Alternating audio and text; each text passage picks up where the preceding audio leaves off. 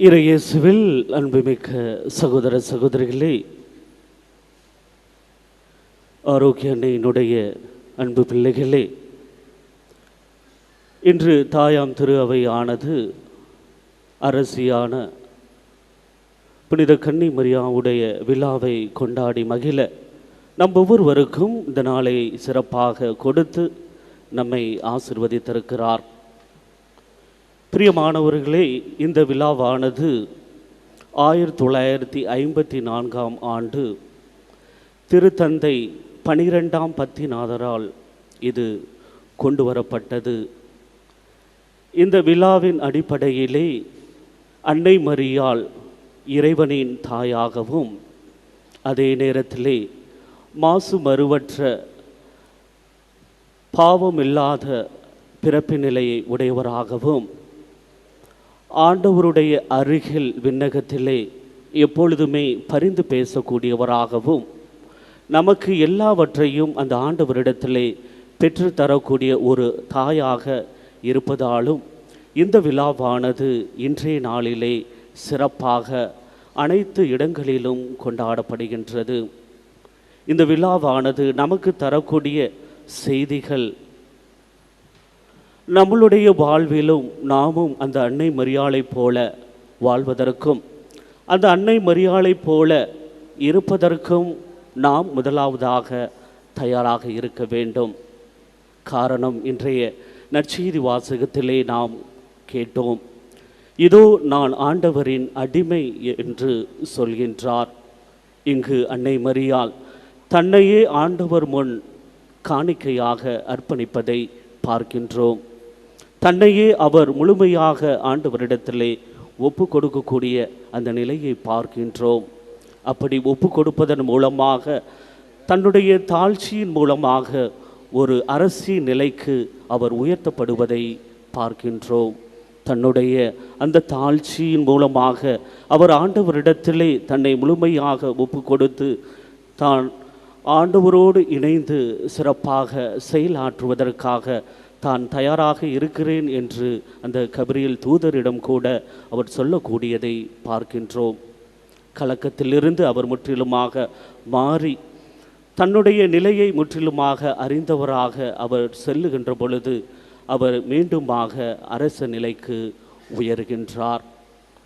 அவர் ஆண்டவரிடத்திலே சொல்லக்கூடிய அந்த வார்த்தைகளின் மூலமாக ஆண்டவரோடு இணைந்து பணி செய்வதிலும் இறுதி வரைக்கும் அவருடைய திட்டத்தை நிறைவேற்றுவதிலும் கருத்தாக இருப்பதாலும் அவர் அரசியல் நிலைக்கு மீண்டுமாக உயர்த்தப்படுகின்றார்.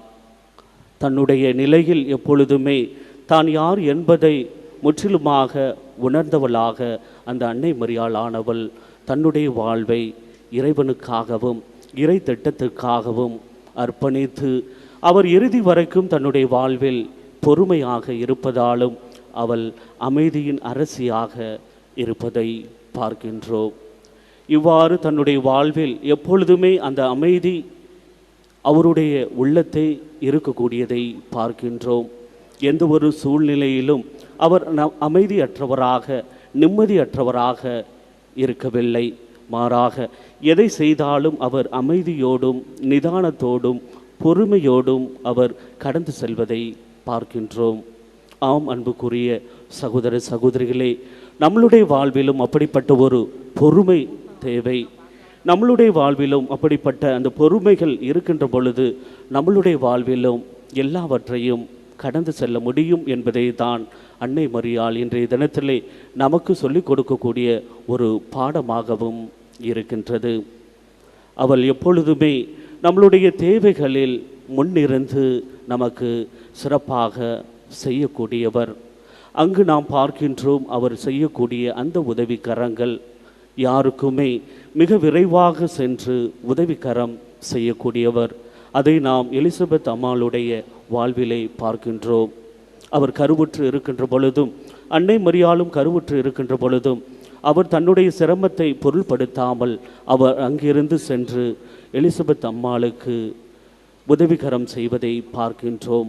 அங்கு எலிசபெத் அம்மாளும் என் ஆண்டவரின் தாய் என்னிடம் வர நான் யார் என்று தன்னுடைய மகிழ்ச்சியை வெளிப்படுத்துவதை பார்க்கின்றோம்.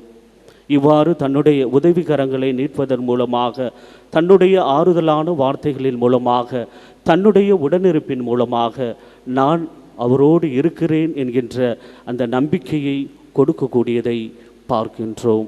இன்று உங்களுக்கும் எனக்கும் கூட அப்படிப்பட்ட ஒரு நம்பிக்கையை தான் அந்த தாயானவள் தந்து கொண்டிருக்கிறார். ஆகவே நம்மளுடைய நம்பிக்கையில் நாம் சில நேரங்களில் தளர்ச்சி அடைகின்றோம். சில நேரங்களில் நம்மளுடைய நம்பிக்கையிலிருந்து வெளியே வந்து விடுகின்றோம். காரணம், நாம் ஜெபித்து கொண்டே இருக்கிறோம், ஆனால் நமக்கு கிடைக்கவில்லையே என்று. ஆனால் இன்று புனிதை ஜோஸ் மரியா அவர் இவ்வாறு சொல்கின்றார், அந்த அன்னை இடத்திலே நீங்கள் மன்றாடி ஜெபியுங்கள். கண்டிப்பாக அந்த அன்னையானவள் தன்னுடைய மகன் வழியாக பரிந்து பேசி உங்களுக்கு தேவையான அந்த ஆசீர்வாதங்களால் உங்களை நிரப்பி எப்பொழுதுமே வழி நடத்துவார் என்று. ஆம் அன்புக்குரிய சகோதர சகோதரிகளே, நம்மளுடைய வாழ்விலும் அப்படிப்பட்ட அந்த நம்பிக்கையோடு நாம் இருக்கின்ற பொழுது அந்த ஆசீர்வாதங்களை நம்மளுடைய வாழ்விலே பெற முடியும். ஒரு மூதாட்டி ஒருவர் இவ்வாறு ஆண்டவரிடத்திலே ஜெபித்து கொண்டிருக்கின்ற பொழுது அவர் ஆலயத்தை நோக்கி செல்கின்றார். அங்கு அன்னையினுடைய அந்த சுரூபத்துக்கு முன்பாக ஜெபித்து கொண்டிருக்கிறார். அப்படி ஜெபித்து கொண்டிருக்கின்ற பொழுது அங்கு வேலை பார்க்கக்கூடிய ஒருவர் ஆண்டவர் இயேசுவை போல குரல் ஒசத்தி, மகளே உனக்கு என்ன தேவை, நான் உனக்கு தேவையான அனைத்தையும் செய்து கொடுக்கிறேன் என்று அந்த மூதாட்டியை பார்த்து முதல் தடவை கேட்கின்றார். அப்பொழுது அந்த மூதாட்டியானவள் மிகவும் பொறுமையாக இருந்து அவர் சொல்லக்கூடிய எதையுமே கேட்காமல் மீண்டுமாக அந்த அன்னை இடத்திலே ஜெபிக்கிறார். அப்படி அவர் ஜெபித்து கொண்டிருக்கின்ற பொழுது மீண்டுமாக அவர் விளையாட்டுத்தனமாக, மகளே உனக்கு என்ன தேவை இருக்கிறது, என்னிடம் சொல்லு, நான் தான் இயேசு பேசுகிறேன் என்று சொன்னாராம். அப்பொழுது மீண்டுமாக, இயேசுவே எனக்கு தேவையான அனைத்தையும் உன் தாய் வழியாக நான் பெற்றுக்கொள்வேன், ஆகவே சற்று நீர் அமைதியாக இரும் என்று சொன்னாராம். ஆம் அன்புக்குரிய சகோதர சகோதரிகளே, இது சற்று கேட்பதற்கு ஒரு விளையாட்டாக இருந்தாலும் பிரியமானவர்களே, இங்கு அந்த மூதாட்டியானவள் அன்னை மரியாளிடம் கொண்டிருக்கக்கூடிய அந்த அன்பை பார்க்கின்றோம். அன்னை மரியாள் வழியாக தான் எதை கேட்டாலும் தன்னுடைய வாழ்விலே கண்டிப்பாக தன்னுடைய மகன் வழியாக பெற்று தருவார் என்பதில் அவர் அசைக்க முடியாமல் இருக்கக்கூடியதை நாம் பார்க்கின்றோம்.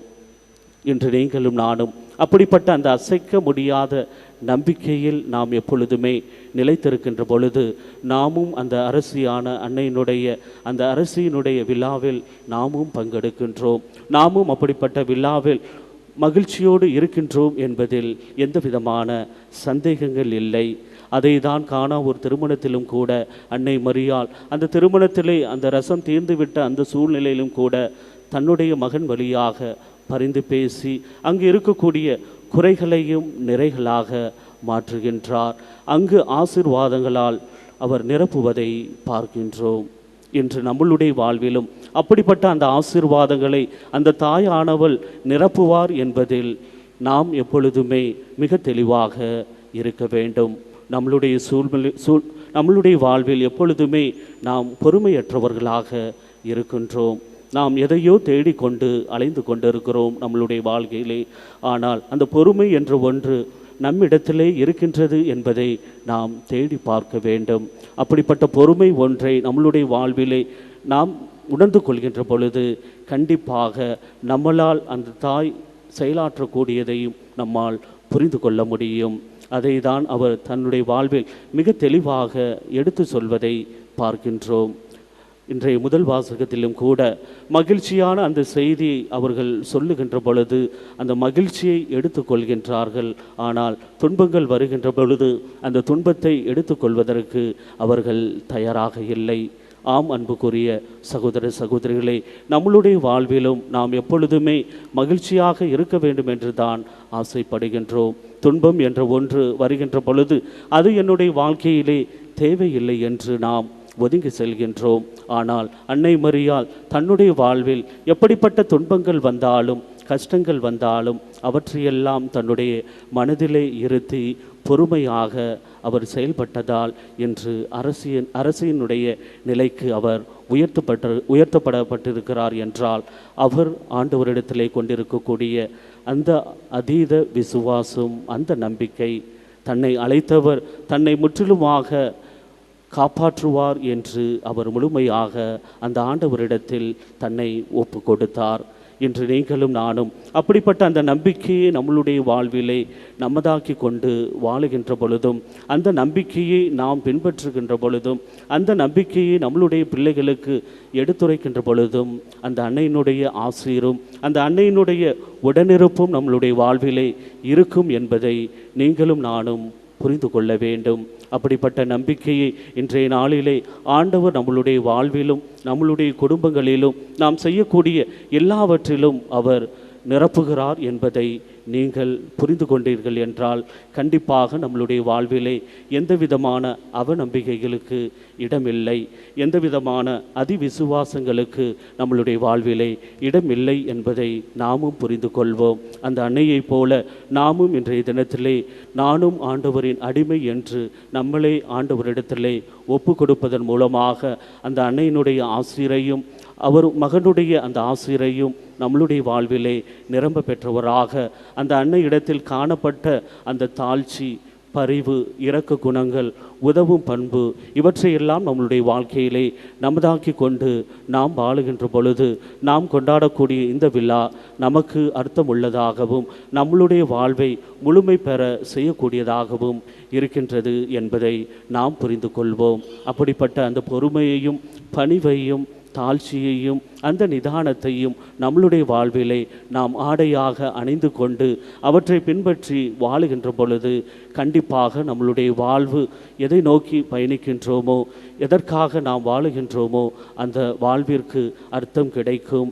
அந்த அர்த்தத்தின் மூலமாக மற்றவருக்கு அந்த மகிழ்ச்சியையும் அந்த சந்தோஷத்தையும் கொடுக்க முடியும் என்பதை அன்னை மரியாள் நமக்கு இன்றைய தினத்திலே கற்றுக் கொடுக்கக்கூடிய பாடமாக இருக்கின்றது.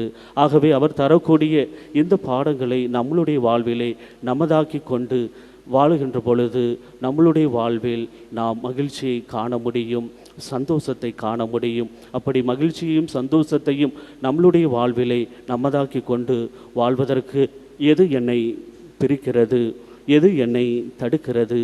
என்னுடைய சுயநலமா, அல்லது என்னுடைய பொறுமையற்ற நிலையா, அல்லது என்னுடைய நம்பிக்கையற்ற நிலையா? எது என்னை தடுக்கிறது என்பதை சற்று நாம் உணர்ந்தவர்களாக, அப்படிப்பட்ட அந்த நம்பிக்கையை நம்மளுடைய வாழ்விலே பெறுவதற்கு நாமும் அனுதினமும் விடாமுயற்சியோடு அந்த அன்னை இடத்திலே பரிந்து பேசுகின்ற பொழுது அந்த அன்னை ஆனவள் தன்னுடைய மகன் வழியாக பரிந்து பேசி அனைத்து ஆசீர்வாதங்களால் நம்மளையும் நம்மளுடைய குடும்பங்களையும் நிரப்பி தொடர்ந்து வழி நடத்துவார் என்கின்ற நம்பிக்கையோடு இந்த திருப்பலியிலே அன்னையின் வழி நடப்போம். அவர் வழியாக அந்த ஆசீர்வாதங்களை நாம் பெற்று மகிழ்வோம். ஆமேன்.